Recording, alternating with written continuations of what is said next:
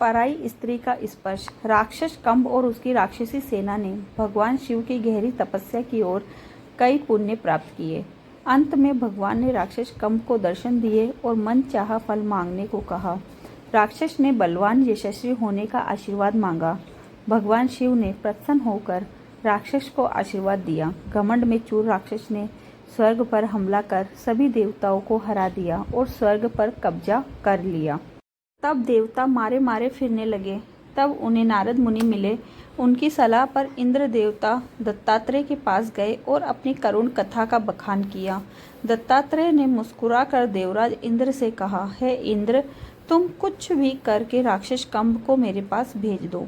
उसके बाद तुम्हारी समस्या का अंत निश्चित है। देवराज ने यही किया। किसी तरह से कंब को भगवान दत्तात्रेय के पास भेजा। उस वक्त दत्तात्रेय के साथ माता लक्ष्मी बैठी थी, जिन्हें देख राक्षस मंत्रमुग्ध हो गया और उनका हरण कर राक्षस कंब उन्हें अपने साथ ले गया। यह देख देवराज ने परेशान होकर भगवान से पूछा, ये क्या हो रहा है? आप कुछ करते क्यों नहीं? भगवान ने कहा, तुम्हारे कारण हुआ। तुम ही जाओ और माता लक्ष्मी को सही सलामत लाओ। इंद्र ने कहा, कंब को भगवान शिव का आशीर्वाद प्राप्त है, देवता उसे नहीं हरा सकते। तब भगवान ने कहा, राक्षस कंब ने भावनाओं में बहकर पराई स्त्री का स्पर्श किया है और उनकी इच्छा विरुद्ध उनका अपहरण किया है। उसके सारे पुण्य पाप में बदल चुके हैं। वह अत्यंत ही निसहाय है और निर्बल है। अतएव यह उपयुक्त समय है, उस पर हमला करो और माता लक्ष्मी के साथ इंद्रलोक को भी पालो। पराई स्त्री पर बुरी नज़र रखने वाला कितना ही बड़ा पंडित क्यों न हो, वो पाप का भागीदार होता है और उन जैसों का साथ देने वाले भी उतना ही भुगते हैं।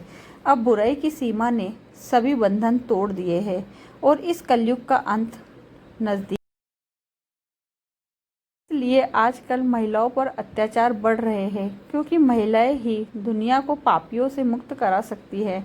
स्त्री पर बुरी नज़र विनाश का रास्ता है। आज के वक्त का सच है, दुनिया कितना भी लड़कियों से बुराई निकाल दे या उसे हर बात के लिए जिम्मेदार बोले, लेकिन ईश्वर के न्याय में अपराधी उसी वक्त सजा के लिए नियति बना बैठता है।